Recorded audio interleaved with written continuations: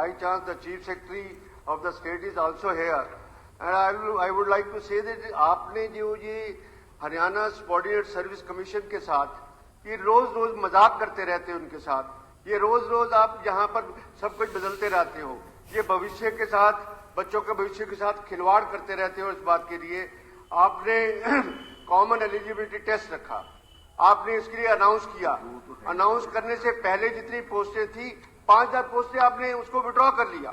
Y that should be withdrawn? और एक साल से आज तक हो गया speaker sir, common eligibility test की कोई प्रोसेस नहीं हुई। पोर्टल खुला है, सभी अप्लाई कर रहे हैं, सब कुछ है, and this is applicable to category C and D employees so far as concern sir. तो this is very strange that आप पोस्टें अबॉलिश कर रहे हैं, भर नहीं रहे किसी हालत में, और कमीशन इतने विवादों के घेरे में है कि कमीशन चाहे एचपीएससी हो चाहे सबऑर्डिनेट सर्विस कमीशन हो, सारे हिंदुस्तान में सबसे ज्यादा बेइज्जती हुई है ये हरियाणा के कमीशन की हुई है। सेलिंग ऑफ द पोस्ट और उसके बाद सब कुछ होता है। सबसे बड़ी बात, एक और बड़ी इंपॉर्टेंट बात है स्पीकर सर, और आपके संज्ञान में लाऊंगा, और हर एक के लिए कंसर्न इस बात का जरूर है सर, इन्होंने एक नॉर्मलाइजेशन प्रोसेस शुरू कर दिया है। ये कहां से फॉर्मूले आते हैं, कहां से ये सारे के सारे आते हैं, और बच्चों की मेरिट को डिस्टर्ब करने के लिए, उसमें करने के लिए ये एक परसेंटाइल, एक जो टेस्ट होता है, मैं उसका एक एग्जांपल दूंगा ऑनरेबल स्पीकर सर आपके सामने, कि जब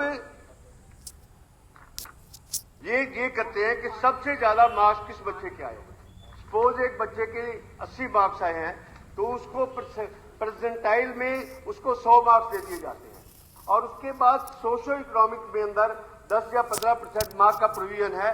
बड़ी सरप्राइजिंग बात है कि सोशो इकोनॉमिक कैटेगरी के कैंडिडेट्स की सिर्फ सिलेक्शन हो रही है, उसके बाद किसी की और कोई सिलेक्शन नहीं हो रही, मेरिटोरियस बच्चों की सिलेक्शन नहीं हो रही। जिनका पिता नौकरी में है उसकी कोई छुट्टी, जिसका भाई नौकरी में है तुम भी बाहर जा, जिसका पिता या भाई पेंशन लेता है तुम भी बाहर जाओ उस बात के लिए। और उसके बाद सबसे इंपॉर्टेंट बात इस बात के लिए है कि 1100 फीमेल कांस्टेबल की नियुक्तियां हुई, और सारी की सारी इकोनॉमिकल सोशो इकोनॉमिक के क्राइटेरिया के नंबर के साथ भी मेरिट का कोई भी बच्चा, कोई भी कांस्टेबल भर्ती नहीं हुआ इस बात के लिए।